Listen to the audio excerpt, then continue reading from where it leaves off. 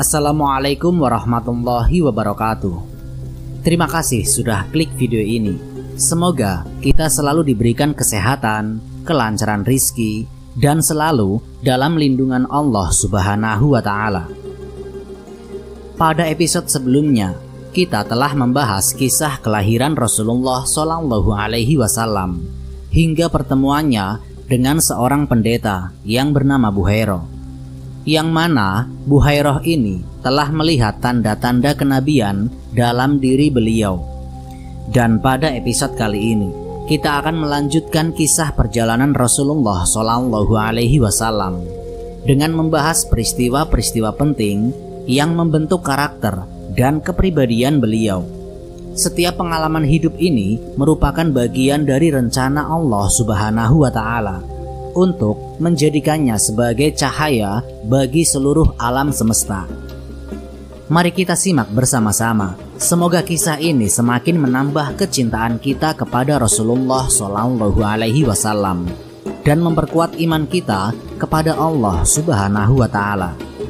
Namun sebelum lanjut, silahkan dukung channel ini dengan cara klik tombol subscribe dan nyalakan tombol lonceng notifikasinya, supaya channel ini bisa berkembang dan bisa bermanfaat bagi banyak orang. Bismillah, kita mulai ceritanya.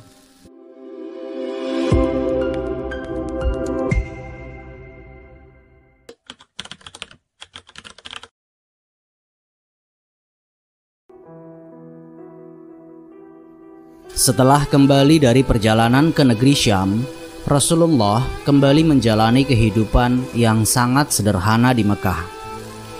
Dan dalam kesehariannya, beliau membantu keluarganya dengan menggembalakan domba-domba milik mereka. Dan tidak hanya itu, beliau juga menggembalakan domba milik penduduk Mekah lainnya. Tentu dengan bayaran yang sangat sederhana. Meski upahnya kecil, pekerjaan ini dijalani oleh Rasulullah dengan penuh keikhlasan dan penuh tanggung jawab. Pada saat menggembala, pikiran Rasulullah muda sering menerawang jauh. Beliau merenungkan hal-hal besar di sekitarnya. Siapa yang menciptakan bintang-bintang yang berkilauan di langit? Siapa yang membuat udara yang kuhirup? Siapa yang membuat jantung ini terus berdetak? Dan siapa yang mengatur matahari mengejar bulan, serta bulan mengejar matahari? Ribuan pertanyaan seperti itu terus muncul di benaknya, membuat beliau selalu sibuk berpikir mendalam. Perenungan ini menjaga hati dan akhlak Rasulullah tetap bersih di tengah lingkungan Mekah yang penuh dengan keburukan. Karena pada saat itu, orang-orang menyembah patung-patung yang mereka buat sendiri. Mereka seringkali melupakan batasan moral laki-laki dan perempuan yang bukan pasangan sah pergi berduaan. Orang-orang melakukan tawaf di sekitar Ka'bah tanpa busana. Pesta mabuk-mabukan menjadi kebiasaan, dan berbagai perbuatan buruk lainnya terjadi hampir setiap hari. Namun di tengah semua itu, Rasulullah tetap teguh.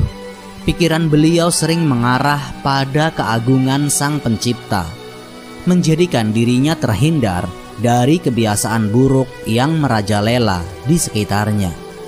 Seolah-olah Allah memang tengah mempersiapkan beliau untuk menjadi sosok yang berbeda, sosok yang kelak membawa perubahan besar bagi dunia. Menjadi seorang penggembala mungkin terlihat sebagai pekerjaan biasa, bahkan dianggap rendah oleh sebagian orang. Namun, profesi ini ternyata memiliki makna mendalam yang turut membentuk kepribadian beliau. Rasulullah belajar banyak hal dari menggembala domba. Beliau memahami bagaimana sabar menghadapi berbagai situasi. Karena menggembala bukan hanya soal membawa domba ke padang rumput, tetapi juga memastikan mereka aman dari bahaya, tidak tersesat, dan tetap bersama kawanan. Dan bayangkan saja, di tengah padang pasir yang luas dan panas, beliau harus terus memantau domba-domba itu satu persatu. Dan jika ada satu yang menjauh dari kawanan, beliau dengan hati-hati akan mencarinya dan membawanya kembali. Ini mengajarkan beliau tentang tanggung jawab besar terhadap makhluk yang ada di bawah penjagaannya. Selain itu, menggembala juga mengajarkan Rasulullah untuk peka terhadap kebutuhan makhluk lain. Domba-domba itu tidak bisa berbicara, tetapi beliau memahami kapan mereka haus, kapan mereka lapar, dan kapan mereka terancam. Perhatian seperti ini menunjukkan betapa beliau memiliki hati yang lembut bahkan sejak muda. Pada suatu hari, Rasulullah menceritakan pengalaman ini kepada para sahabatnya. Beliau berkata, "Tidak ada seorang nabi pun kecuali pernah menggembala domba."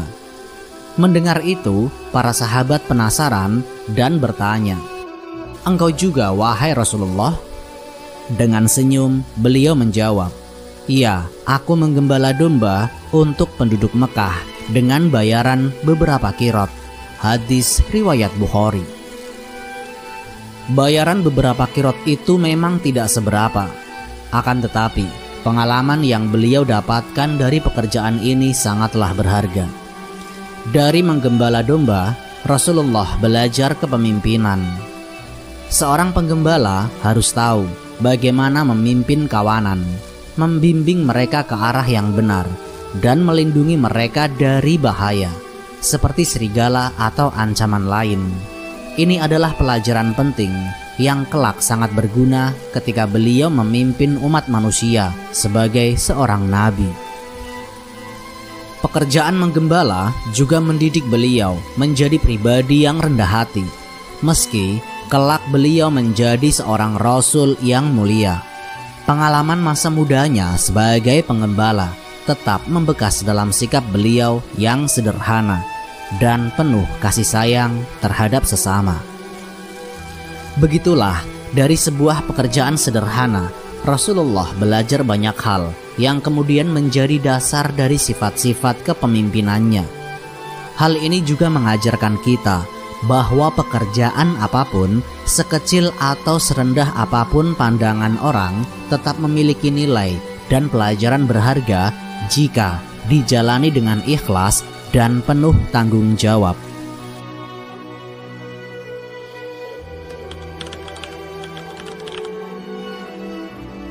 Ketika Rasulullah sekitar berusia 15 tahun, sebuah peristiwa besar yang dikenal sebagai Perang Fijar terjadi. Perang ini adalah salah satu konflik besar di Jazirah Arab yang melibatkan suku Quraisy dan sekutu mereka, suku Kinanah melawan suku Qais Ailan. Disebut Fijar karena perang ini terjadi pada bulan-bulan suci yang seharusnya dihormati dan dihindari dari pertumpahan darah. Dan dalam tradisi Arab, peperangan di bulan suci dianggap sebagai pelanggaran besar, sehingga konflik ini dinamai Fijar, yang berarti pelanggaran kesucian. Perang ini dipicu oleh perselisihan dan perebutan kekuasaan antara suku-suku besar di Jazirah Arab kala itu, terutama berkaitan dengan perdagangan dan pengaruh di wilayah sekitar Mekah. Pertempuran berlangsung selama beberapa tahun, dengan banyak korban jiwa dan kehancuran di kedua belah pihak. Rasulullah yang masih remaja saat itu tidak ikut bertempur secara langsung, melainkan membantu paman-pamannya, terutama Abu Thalib, dalam logistik perang. Tugas beliau termasuk mengumpulkan dan menyiapkan anak panah bagi para prajurit.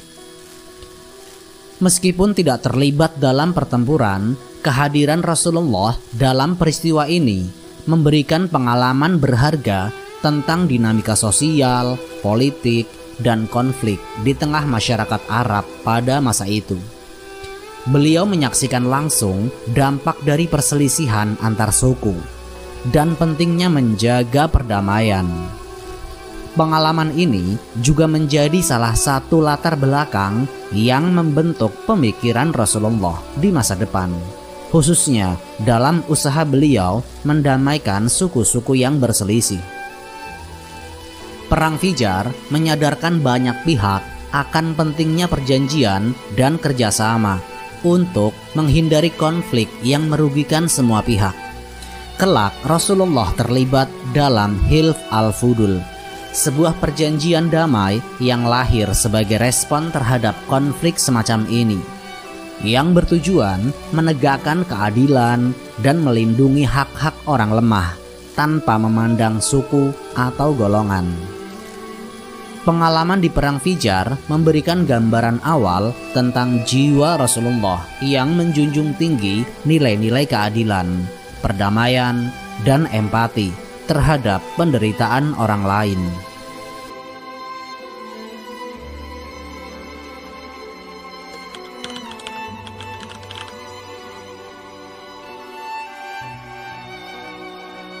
Di usia 20-an, Rasulullah pernah ikut dalam peristiwa penting yang namanya Hilful Fudul. Ini adalah kisah yang menjadi bukti betapa beliau sudah punya karakter luar biasa, bahkan sebelum diangkat menjadi nabi. Ceritanya dimulai waktu seorang pedagang dari Yaman datang ke Mekah untuk menjual barang dagangannya. Dia berharap dagangannya laku dan dapat untung. Tapi ternyata nasib berkata lain. Salah satu pemimpin Quraisy yang terkenal kaya dan punya pengaruh besar mengambil barangnya tersebut dan dia tidak mau membayar. Bisa kebayangkan gimana hancurnya hati si pedagang? Dia itu cuma orang asing, gak punya keluarga atau pelindung di Mekah. Posisinya juga lemah, sementara orang Quraisy itu kuat secara sosial. Si pedagang ini sudah mencoba minta haknya, tapi tidak ada yang mau membantu. Dan akhirnya si pedagang ini pergi ke Ka'bah, tempat yang dianggap suci dan dihormati oleh banyak orang. Dengan berseru lantang, dia membacakan syair di depan orang-orang banyak. Syair ini sangat menyentuh hati, sampai-sampai membuat para pemuka Quraisy merasa cemas. Mereka takut kalau situasi seperti ini dibiarkan, para pedagang asing bisa saja enggan datang ke Mekah lagi. Apalagi setelah Perang Fijar, mulai muncul tanda-tanda perpecahan di kalangan Quraisy. Dan sejak Abdul Muthalib wafat, keadaan semakin tidak terkendali. Beberapa orang dari keluarga lain di suku Quraisy mulai berani menentang kekuasaan. Situasi ini membuat Zubair bin Abdul Muthalib, yang tidak lain adalah paman Rasulullah. Dia mengajak orang-orang dari beberapa keluarga besar seperti Bani Hashim, Bani Zuhroh, dan Bani Taim untuk mencari solusi. Mereka berpikir kalau kasus ini tidak segera diselesaikan, nama baik Mekah sebagai pusat perdagangan yang aman bakal tercoreng. Dan akhirnya mereka berkumpul di rumah Abdullah bin Jud'an, seorang tokoh Quraisy, untuk membuat perjanjian. Dan perjanjian ini disebut Hilful Fudul, yang artinya perjanjian kebajikan.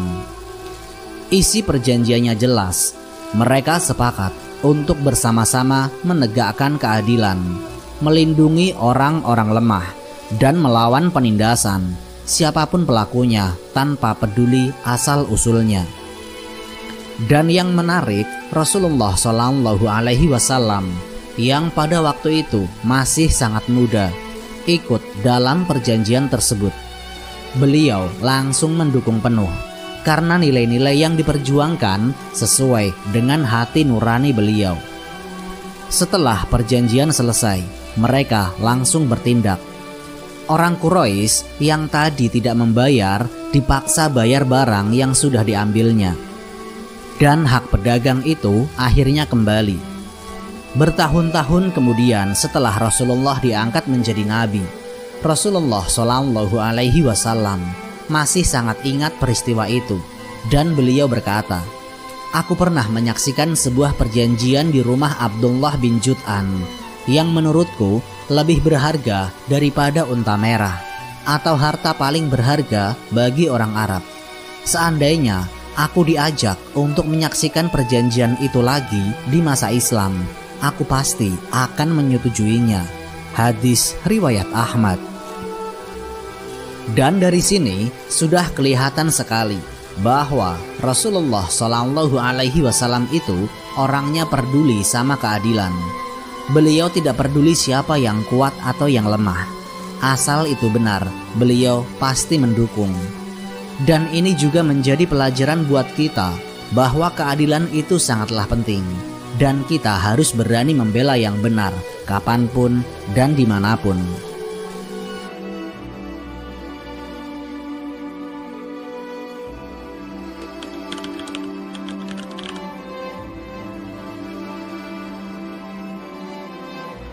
Apakah kalian tahu bahwa Rasulullah Shallallahu Alaihi Wasallam itu berbeda dari kebanyakan pemuda Mekah pada zamannya?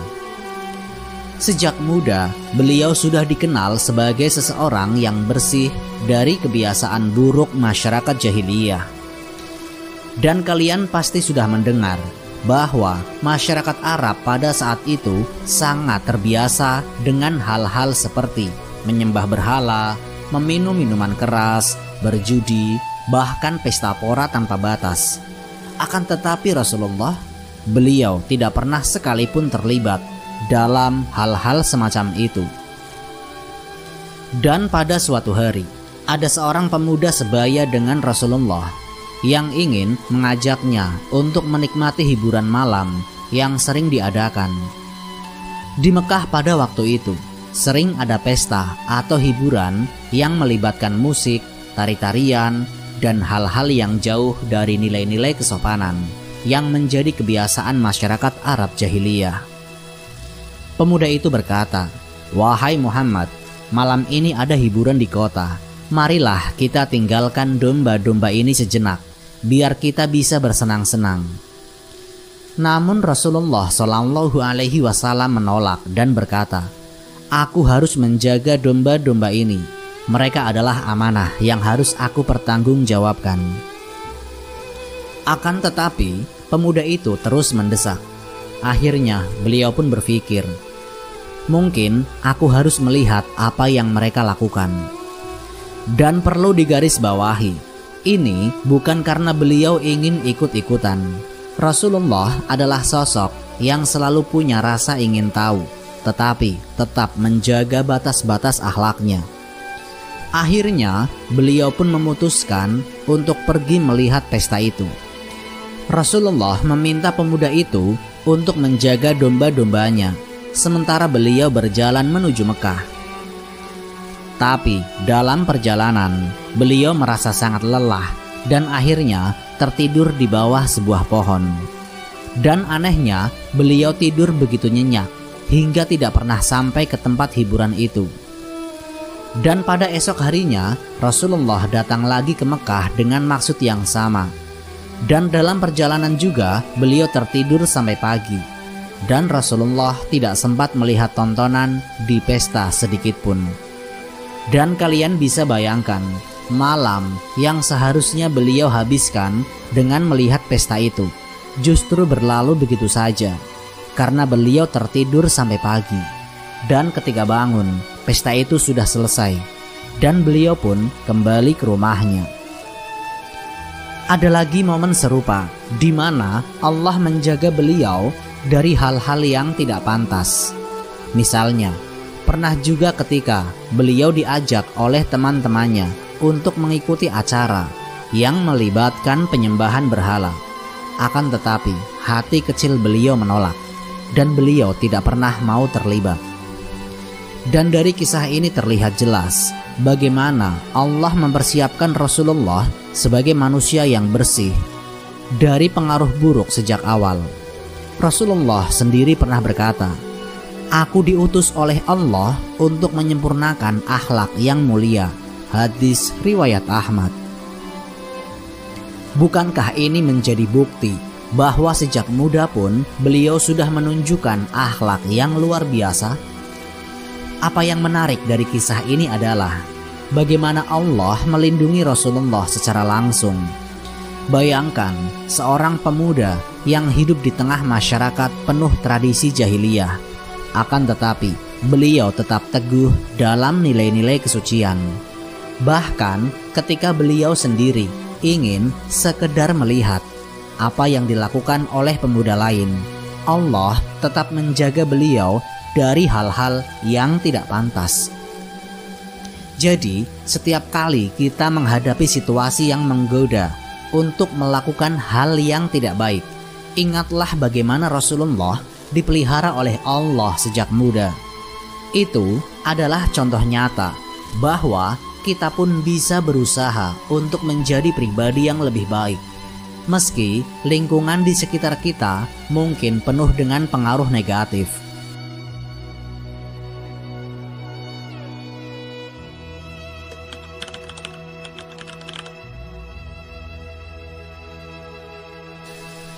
Namanya Khadijah binti Khuwailid, seorang wanita dengan kecantikan dan keanggunan yang luar biasa. Setelah ayah dan ibunya meninggal, saudara-saudaranya sibuk membagi harta warisan keluarga. Namun Sayyidah Khadijah memiliki pandangan berbeda. Dia menyadari bahwa kekayaan bisa membuat seseorang menjadi malas dan hidup berfoya-foya. Berbekal kecerdasan luar biasa dan tekad yang kuat, Sayyidah Khadijah memilih jalan lain, membangun kekayaannya sendiri. Tidak butuh waktu lama, dia membuktikan bahwa meskipun tanpa warisan, dia mampu meraih kesuksesan dengan usaha kerasnya. Keuntungan yang diperolehnya tidak hanya untuk dirinya sendiri. Sayyidah Khadijah dikenal sebagai orang yang murah hati. Dia selalu membantu orang miskin, anak yatim, dan juga janda, dan bahkan membiayai pernikahan bagi gadis-gadis yang tidak mampu, termasuk memberikan mas kawin mereka. Meskipun Sayyidah Khadijah seorang pengusaha sukses, Sayyidah Khadijah tetap rendah hati. Dia menghormati bawahan dan memandang mereka sebagai rekan kerja, bukan sekedar orang suruhannya. Sayyidah Khadijah selalu terbuka menerima saran dan sikapnya yang lembut membuatnya disegani. Sebagai seorang saudagar, Sayyidah Khadijah memiliki strategi bisnis yang sangatlah baik. Dia tidak langsung terjun ke lapangan, melainkan mempercayakan tugas tersebut kepada agen-agen yang dipilihnya dengan cermat. Sayyidah Khadijah merencanakan waktu keberangkatan kafilah dagangnya dan menentukan pasar tujuan dengan sangat teliti. Maka tidak heran jika separuh dari barang dagangan dalam kafilah Quraisy biasanya adalah milik Sayyidah Khadijah. Keberhasilannya yang sangat luar biasa membuat masyarakat Mekah menjulukinya Ratu Quraisy atau Ratu Mekah. Mereka bahkan mengatakan seolah-olah apapun yang disentuh oleh Sayyidah Khadijah akan berubah menjadi emas. Namun, kekayaan bukanlah satu-satunya hal yang membuat Sayyidah Khadijah istimewa. Allah tidak akan menjadikannya pendamping Rasulullah jika tidak ada keutamaan lain dalam dirinya. Sayyidah Khadijah adalah wanita suci yang dikenal sebagai Khadijah At-Thahirah, julukan yang diberikan karena akhlaknya yang mulia. Sayyidah Khadijah juga memiliki seorang paman yang bernama Waraqah bin Naufal, seorang pria tua yang bijaksana. Waraqah sangat menentang praktik jahiliyah bangsa Arab, seperti penyembahan berhala, minum minuman keras, dan perjudian. Bersama dengan Waraqah, Sayyidah Khadijah menentang kebiasaan mengubur bayi perempuan hidup-hidup. Jika mendengar ada rencana yang seperti itu, mereka akan segera bertindak. Jika kemiskinan menjadi alasan, Sayyidah Khadijah dan Waraqah bersedia membeli bayi tersebut, membesarkannya, dan merawatnya seperti anak kandung. Ketulusan hati dan kebaikan Sayyidah Khadijah menjadikannya panutan. Semua orang menghormatinya, bahkan di tengah masyarakat yang biasanya meremehkan peran wanita. Tidak hanya sebagai saudagar yang sukses, Sayyidah Khadijah adalah salah satu simbol kebaikan dan kemuliaan, seorang wanita yang namanya terus dikenang dalam sejarah. Pada musim semi tahun 595 Masehi, para pedagang Mekah mulai sibuk mempersiapkan kafilah perdagangan musim panas untuk menuju ke Syria. Salah satu yang ikut menyusun rencana itu adalah Sayyidah Khadijah binti Khuwailid. Ia tengah menyiapkan barang-barangnya, namun belum menemukan orang yang tepat untuk memimpin kafilahnya. Beberapa nama telah diusulkan, akan tetapi tidak satu pun yang membuat Sayyidah Khadijah merasa puas. Mendengar hal itu, Abu Thalib, paman Rasulullah, mendatangi Sayyidah Khadijah. Ia pun menawarkan Rasulullah, keponakannya sendiri yang berusia 25 tahun, untuk menjadi agen perdagangan Sayyidah Khadijah. Meski Rasulullah belum berpengalaman memimpin kafilah besar, Abu Thalib yakin sepenuhnya pada kemampuan dan kejujuran Rasulullah. Nama Rasulullah yang dikenal sebagai Al-Amin atau orang yang dapat dipercaya sudah terkenal di kalangan penduduk Mekah, termasuk Sayyidah Khadijah. Kemudian Abu Thalib berkata kepada Sayyidah Khadijah, "Khadijah, bagaimana kalau kamu mempekerjakan Muhammad? Aku dengar biasanya kamu menggaji orang dengan 2 ekor anak unta.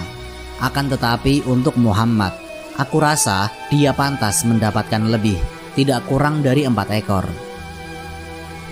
Karena Sayyidah Khadijah sudah lama memperhatikan Rasulullah yang terkenal mulia akhlak dan kepribadiannya, Sayyidah Khadijah pun tersenyum dan menjawab, "Kalau permintaan ini untuk orang yang jauh dan yang tidak kusukai saja, aku kabulkan.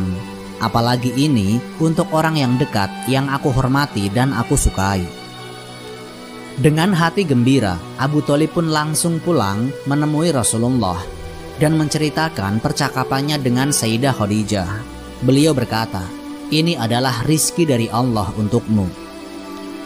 Dan setelah mendengar nasihat sang paman, segeralah Rasulullah dibawa oleh Abu Thalib menemui Sayyidah Khadijah untuk membahas semua detail perjalanan. Rasulullah dengan kecerdasan dan ketangkasannya memahami setiap penjelasan Sayyidah Khadijah tanpa perlu mengulanginya. Kafilah pun mulai dipersiapkan. Sayyidah Khadijah juga mengutus Maisarah, pembantu kepercayaannya, untuk menemani Rasulullah dalam perjalanan tersebut. Pada hari yang ditentukan, dengan diantar oleh Abu Thalib dan beberapa kerabatnya, Rasulullah bergabung dengan kafilah besar yang dipimpin olehnya.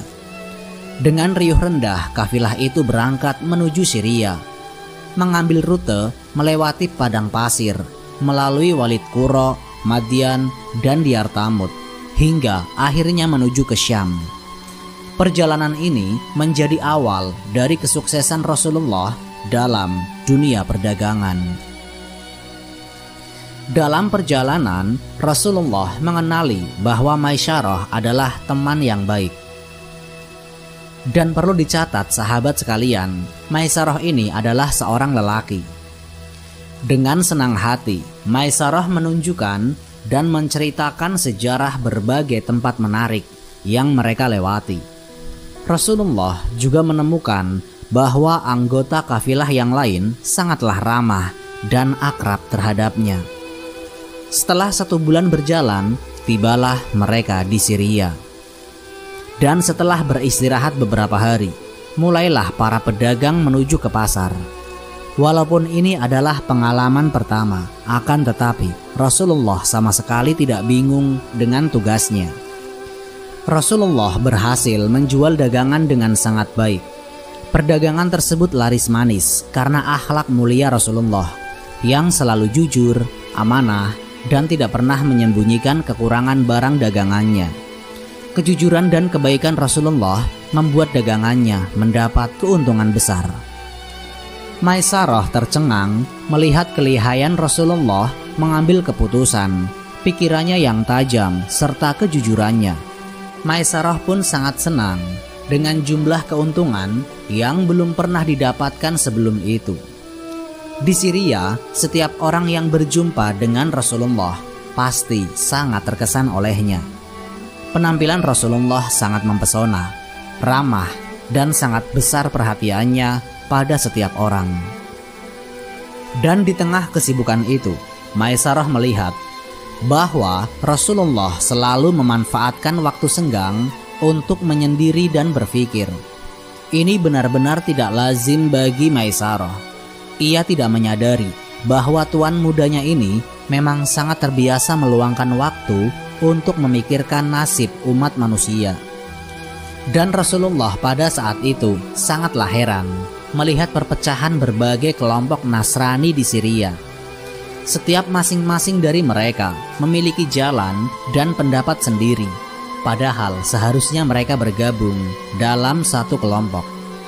Manakah yang paling benar dari semuanya itu? Pikiran-pikiran seperti itu membuat mata Rasulullah selalu terbuka pada saat orang-orang lain terlelap tidur. Dan akhirnya, waktu untuk kembali ke Mekah pun tiba. Para anggota kafilah mulai mengemas barang-barang, membeli oleh-oleh untuk keluarga, dan mempersiapkan perjalanan pulang. Suasana dipenuhi kegembiraan karena mereka akan segera bertemu kembali dengan orang-orang tercinta di kampung halamannya. Setiap orang tidak sabar membayangkan pelukan hangat keluarga dan suara tawa anak-anak yang menyambut mereka. Setelah berbulan-bulan lamanya, akhirnya kafilah Mekah kembali dari perjalanan panjang ke Syria. Di tempat perhentian Mar Az-Zahron, sehari perjalanan dari Mekah, para agen biasanya mendahului rombongan untuk memberikan laporan kepada pemilik barang dagangan. Rasulullah pun tiba lebih dulu di Mekah. Namun, sebelum menemui Sayyidah Khadijah, Rasulullah terlebih dahulu melakukan tawaf, mengelilingi Ka'bah sebanyak 7 kali. Dari balkon rumahnya yang megah, Sayyidah Khadijah segera turun untuk menyambut Rasulullah. Dengan penuh antusias, Rasulullah melaporkan hasil perdagangan, barang-barang yang dibeli, dan beberapa pengalaman selama perjalanan. Sayyidah Khadijah sangat terkesan, terutama karena keuntungan kali ini yang luar biasa. Akan tetapi, kejutan untuk Sayyidah Khadijah belum berhenti di situ. Setelah Rasulullah pulang, Maisarah, sang pendamping Rasulullah selama perjalanan, menghadap Sayyidah Khadijah dan bercerita panjang lebar tentang Rasulullah. Maisarah berkata, "Belum pernah aku melihat pemuda seperti Muhammad. Dia cerdas, keputusannya selalu tepat, perkiraannya tidak pernah meleset. Selain itu, dia adalah orang yang jujur, sopan, dan sangat bijaksana." Maisarah bahkan tidak banyak membahas soal bisnis seperti biasanya. Kali ini, ia hanya bercerita tentang Rasulullah, tentang karakternya, tentang sikapnya, dan tentang betapa luar biasanya dia sebagai seorang pemimpin kafilah. Mendengar jawaban tersebut, Sayyidah Khadijah mulai terpesona oleh kepribadian Rasulullah. Meskipun sebelumnya Sayyidah Khadijah enggan menikah lagi setelah ditinggal oleh suaminya, benih-benih cinta kepada Rasulullah mulai tumbuh di hatinya. Mendengar semua itu, Waraqah bin Naufal ikut larut dalam pemikiran. Setelah merenung cukup lama, Waraqah berkata, "Dari apa yang kudengar tentang Muhammad, dia memiliki sifat-sifat seorang utusan Allah. Mungkin dia memang ditakdirkan menjadi salah satu rasul di masa depan." Pada saat Sayyidah Khadijah ingin mengutarakan perasaannya, akan tetapi Sayyidah Khadijah merasa malu untuk menyampaikan perasaannya secara langsung. Maka ia pun meminta bantuan sahabatnya Nafisah untuk berbicara kepada Rasulullah. Lalu Nafisah mendatangi Rasulullah dan berkata, "Wahai Muhammad, bagaimana jika engkau menikah dengan Khadijah? Ia sangat menyukaimu dan aku yakin ia akan setuju jika engkau melamarnya." Awalnya Rasulullah tidak percaya. Bagaimana mungkin Khadijah mau menikah denganku? banyak bangsawan kaya raya yang ia tolak. Namun, Nafisah meyakinkan Rasulullah bahwa jika beliau bersedia, Nafisah akan mengurus semuanya. Rasulullah Shallallahu Alaihi Wasallam akhirnya setuju dengan usulan tersebut. Khadijah adalah seorang wanita yang kaya raya, cantik dan terhormat dari kalangan bangsawan, meskipun usianya lebih tua dari Rasulullah. Kemudian Rasulullah mendiskusikan hal ini dengan paman-pamannya, termasuk Abu Thalib, Abbas, Hamzah, dan bahkan Abu Lahab yang pada masa itu masih menyayangi beliau. Semua paman Rasulullah menyetujui rencana pernikahan tersebut. Para paman Rasulullah lalu menemui keluarga Sayyidah Khadijah untuk melamar.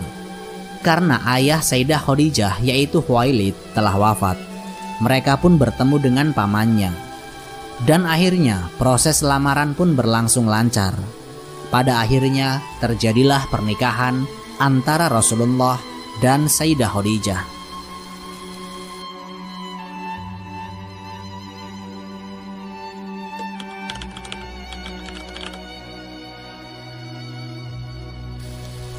Pernikahan Rasulullah dan Sayyidah Khadijah dilangsungkan dengan sangat agung. Pernikahan itu dihadiri oleh Bani Hashim dan para tokoh penting dari suku Mudhar. Pernikahan ini terjadi hanya selang 2 bulan setelah Rasulullah pulang dari Syam. Rasulullah datang didampingi oleh para pamannya, menunggang kuda dengan sangat gagah, diiringi para pemuda Bani Hashim yang menghunus pedang. Sementara itu, kaum wanita Bani Hashim telah tiba terlebih dahulu di rumah Sayyidah Khadijah yang dihias indah dengan lampion emas, lilin, dan karpet putih. Sayyidah Khadijah tampil memukau. Ia mengenakan pakaian pengantin yang begitu indah, membuatnya bersinar bak matahari terbit. Di upacara pernikahan, Abu Thalib mewakili Rasulullah, sementara Waraqah bin Naufal mewakili Sayyidah Khadijah. Dengan mas kawin senilai 12 ekor unta betina, Rasulullah resmi menikahi Sayyidah Khadijah. Setelah upacara selesai, Rasulullah menyembelih seekor kambing di depan rumah Sayyidah Khadijah untuk dibagikan kepada fakir miskin. Dan pada malam harinya, para tamu diundang ke jamuan makan yang meriah, sementara para fakir miskin membawa pulang kantung-kantung daging. Pernikahan ini dirayakan dengan penuh kebahagiaan. Seluruh penduduk Mekah menghormati pasangan ini. Dari seorang pemuda yang sederhana, Allah mengangkat Rasulullah menjadi pria yang berkedudukan tinggi dengan istri yang mendukungnya sepenuh hati. Meski begitu, Rasulullah tetaplah rendah hati. Ia mendengarkan siapa saja dengan penuh perhatian, berbicara secukupnya, dan selalu menghormati orang lain. Sifat-sifatnya yang bijaksana, murah hati, dan tenang membuat semua orang mengenalnya merasa terhormat. Itulah awal kisah cinta Rasulullah dan Sayyidah Khadijah menjadi pasangan teladan di Mekah. Kehidupan mereka dipenuhi cinta, kerjasama, dan keberkahan. Sayyidah Khadijah menjadi wanita pertama yang dinikahi oleh Rasulullah. Dan selama pernikahannya dengan Sayyidah Khadijah, Rasulullah tidak pernah menikah lagi hingga Sayyidah Khadijah wafat. Sayyidah Khadijah juga sangat luar biasa. Dia adalah contoh terbaik seorang wanita, penuh kasih sayang, setia, dan selalu memberikan yang terbaik untuk Rasulullah, suaminya tercinta. Hidupnya beliau didedikasikan sepenuhnya untuk keluarga. Sayyidah Khadijah juga adalah wanita yang subur. Selama 15 tahun menikah dengan Rasulullah, beliau melahirkan 6 anak: Ruqayyah, Zainab, Ummu Kulsum, Fatimah, Qasim, dan Abdullah. Tapi tidak semua anak mereka bisa tumbuh besar. Qasim dan Abdullah meninggal waktu masih bayi. Bisa kebayang betapa sedihnya mereka. Apalagi Rasulullah sering melihat Sayyidah Khadijah termenung. Kesedihan terpancar di wajahnya.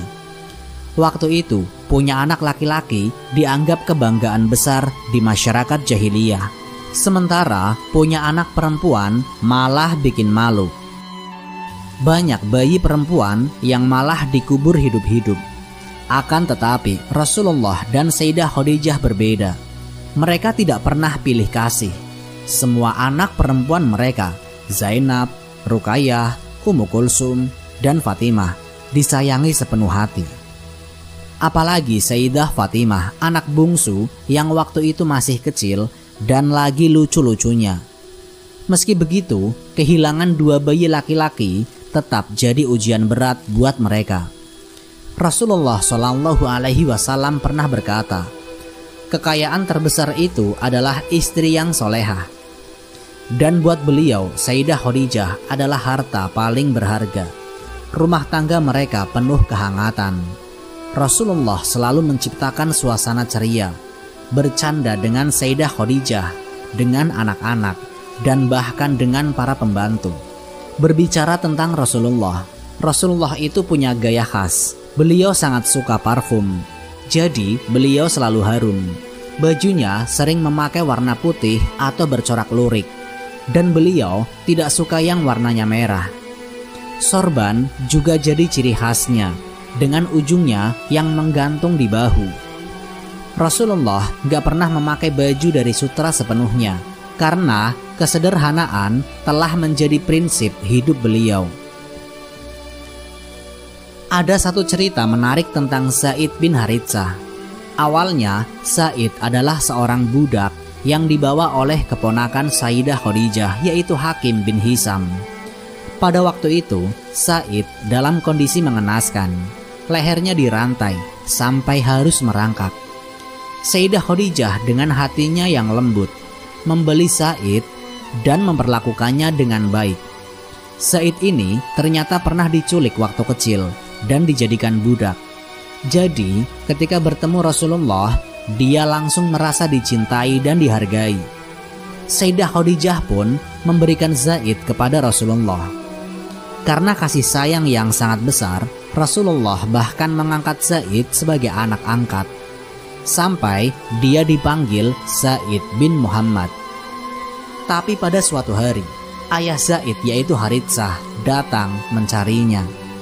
Haritsah sangat merindukan Zaid dan ingin membawanya pulang. Rasulullah tidak keberatan. Akan tetapi, Zaidlah yang malah memilih tetap tinggal bersama Rasulullah. Rasulullah begitu bahagia sampai memerdekakan Zaid.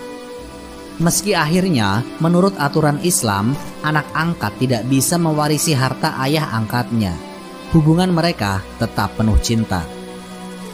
Masa muda Rasulullah dari usia 13 hingga 25 tahun dipenuhi dengan pengalaman yang membentuk kepribadian beliau. Peristiwa-peristiwa penting seperti Perang Fijar, Hilful Fudul, penghindaran dari tradisi jahiliyah, dan pernikahan dengan Sayyidah Khadijah menunjukkan bagaimana Allah mempersiapkan Rasulullah untuk misi kenabian. Beliau tumbuh menjadi pribadi yang tegas, sabar, jujur, dan penuh perhatian terhadap keadilan.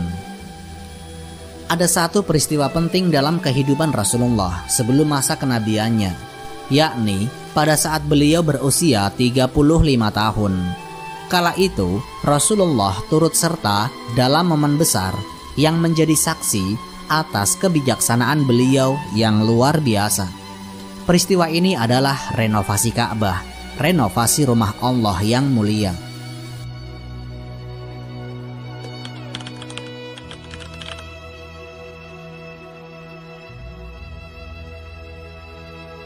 Kejadian ini diawali oleh banjir besar yang melanda Mekah. Air hujan yang jarang turun tiba-tiba mengalir deras dari bukit-bukit di sekitar kota. Langsung menghantam Mekah yang terletak di dataran rendah. Banjir tersebut membuat dinding Ka'bah yang sudah rapuh menjadi retak dan nyaris roboh. Sebenarnya sebelum banjir terjadi, orang-orang Quraisy sudah berniat memperbaiki Ka'bah. Akan tetapi mereka ragu dan takut jika Tuhan Ka'bah akan marah. Namun setelah banjir melanda, tidak ada pilihan lain. Dinding Ka'bah harus diperbaiki. Pada waktu yang hampir bersamaan, terdengar kabar bahwa sebuah kapal Romawi terdampar di Laut Merah, dekat pelabuhan Syuabah. Kapal itu milik seorang kapten yang bernama Bakum, seorang Nasrani dari Mesir. Orang-orang Mekah segera mengutus Walid bin Mughirah beserta rombongan untuk membeli kapal tersebut, dengan tujuan nanti kayu-kayunya akan dibongkar dan diangkut untuk digunakan dalam renovasi Ka'bah. Bahkan Bakum sendiri ikut direkrut sebagai ahli kayu. Awalnya tidak ada yang berani menyentuh dinding Ka'bah. Semua takut akan kutukan, terutama setelah peristiwa pasukan Gajah Abrahah yang gagal menghancurkan Ka'bah. Namun Walid bin Mughirah akhirnya memberanikan diri memulai pembongkaran di sudut bagian selatan. Ketika keesokan harinya tidak terjadi apa-apa kepada Walid bin Mughirah, barulah yang lain ikut bekerja. Dalam pengerjaan renovasi ini, orang-orang Quraisy dibagi menjadi 4 kelompok. Setiap kabilah bertanggung jawab atas satu sudut Ka'bah. Renovasi pun dimulai dengan memindahkan patung Hubal dan patung-patung kecil lainnya, membersihkan area, lalu membongkar dinding serta fondasi. Rasulullah juga turut serta terlibat dalam pekerjaan ini. Ada sebuah batu fondasi bernama Hijir yang tidak bisa dibongkar dengan cara apapun. Jadi, batu itu dibiarkan di tempatnya. Kemudian, batu-batu granit biru dari bukit sekitarnya didatangkan untuk menggantikan batu yang rusak. Dinding Ka'bah ditinggikan hingga 18 hasta, sekitar 8 meter. Dengan lantai yang dibuat lebih tinggi agar terhindar dari banjir. Sebagai tambahan, sebuah atap baru dipasang menggunakan kayu bekas kapal yang terdampar tadi. Pintu Ka'bah juga diangkat setinggi lantai, sehingga Ka'bah menjadi lebih terlindungi dari hujan, panas, dan tangan-tangan pencuri. Hajar Aswad adalah batu hitam yang mulia, yang telah diletakkan di Ka'bah sejak zaman Nabi Ibrahim alaihi salam. Menurut riwayat, batu ini berasal dari surga, dan awalnya berwarna putih bersih. Rasulullah Shallallahu Alaihi Wasallam bersabda, Hajar Aswad turun dari surga dan ia lebih putih daripada susu. Dosa-dosa anak Adamlah yang membuatnya menjadi hitam. Hadis riwayat Tirmidzi. Dan ketika tiba waktunya untuk mengembalikan Hajar Aswad ke tempatnya semula di sudut timur Ka'bah, mulailah muncul perselisihan. Masing-masing suku merasa berhak untuk meletakkan batu mulia itu. Konflik ini pun akhirnya memanas hingga nyaris memicu peperangan di antara suku-suku Quraisy. Dalam situasi itu, Abu Umayyah bin Al-Mughirah, seorang tokoh yang dihormati, mengusulkan agar keputusan diserahkan kepada orang pertama yang masuk melalui pintu Safa. Semua akhirnya setuju. Ketika pintu itu terbuka, yang pertama kali masuk adalah Rasulullah. Orang-orang langsung bersorak, "Ini dia Al-Amin." Semua sepakat bahwa Rasulullah adalah orang yang tepat untuk memutuskan.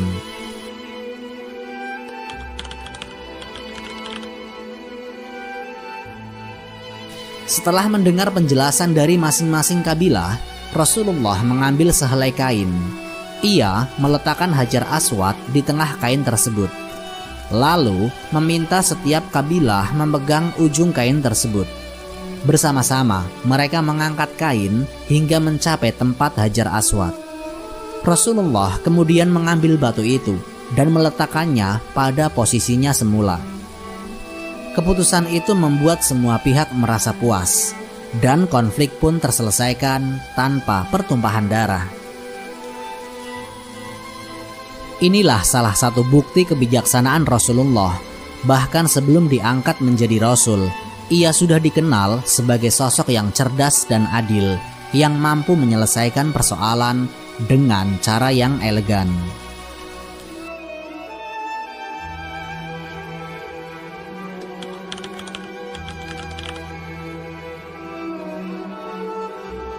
Bayangkan kalian berada di kota Mekah, kota dagang yang selalu sibuk.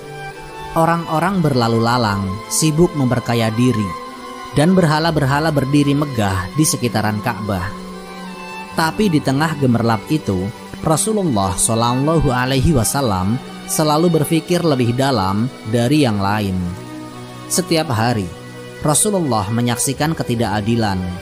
Orang kaya makin tamak, orang miskin makin terpinggirkan, budak diperlakukan seperti barang, dan perempuan hampir tidak punya hak. Tapi Rasulullah beda. Beliau tidak pernah ikut-ikutan menyembah berhala, berjudi, atau mabuk-mabukan.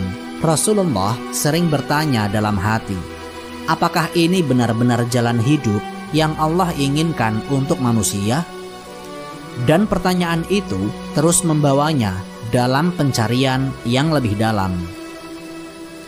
Pada suatu hari di jalan Mekah, Rasulullah Shallallahu Alaihi Wasallam melihat seorang budak yang sedang dipukuli habis-habisan oleh majikannya. Hanya karena kesalahan kecil, dia dihajar tanpa belas kasihan.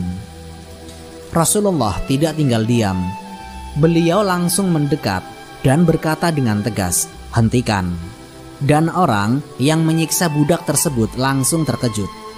Tapi begitu melihat bahwa yang berbicara adalah Rasulullah, amarahnya mereda. "Dia hanyalah budak, wahai Muhammad. Kenapa kamu peduli?" ujar si tuan itu. Dengan suara penuh ketegasan dan kasih sayang, Rasulullah berkata, "Allah tidak menciptakan manusia untuk disiksa oleh manusia lainnya. Kita semua sama di hadapannya." Budak itu lalu menangis. Baru kali ini ada yang membelanya dengan tulus. Dan sejak saat itu, Rasulullah semakin dikenal sebagai pembela kaum yang lemah. Kalau ada yang butuh keadilan, mereka pasti datang kepadanya. Rasulullah Shallallahu Alaihi Wasallam bersabda, "Barang siapa membantu saudaranya, maka Allah akan membantunya." Hadis riwayat Muslim.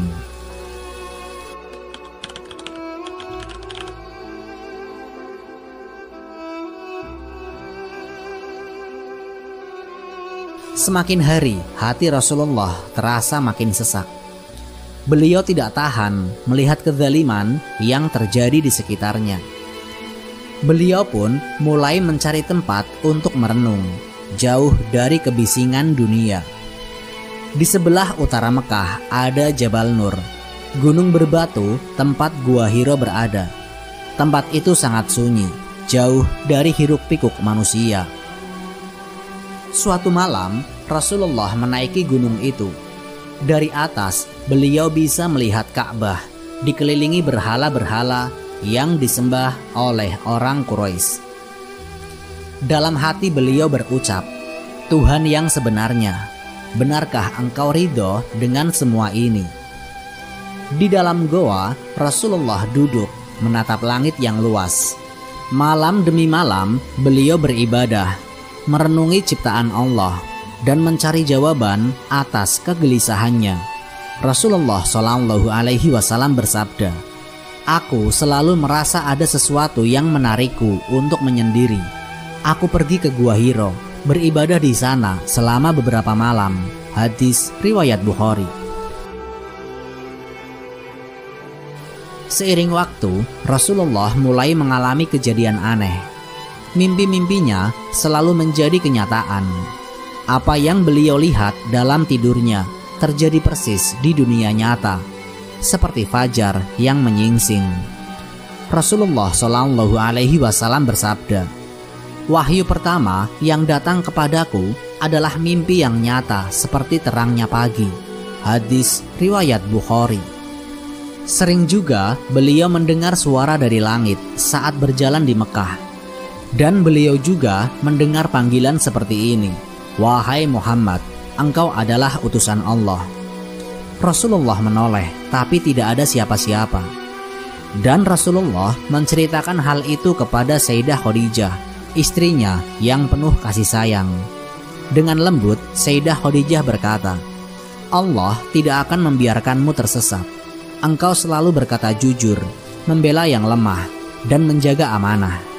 Engkau pasti dipersiapkan untuk sesuatu yang besar.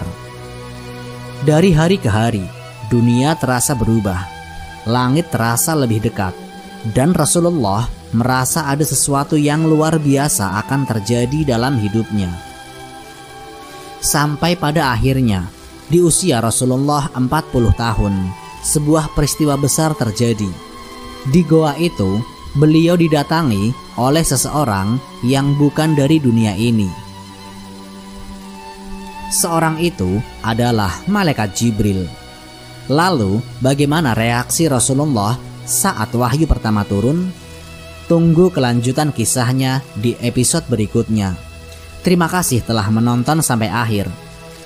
Jika ada penyampaian yang kurang tepat, kekeliruan dalam penafsiran, atau kata-kata yang kurang berkenan, saya mohon dibukakan pintu maaf dan diberikan kebaikan hati untuk mengingatkan dengan hikmah. Semoga Allah senantiasa memberikan kita ilmu yang bermanfaat dan membimbing kita ke jalan yang lurus. Jazakumullahu khairan atas segala perhatian dan pemahaman. Semoga kita semua senantiasa dalam lindungan dan rahmatnya. Akhir kata, wassalamualaikum warahmatullahi wabarakatuh.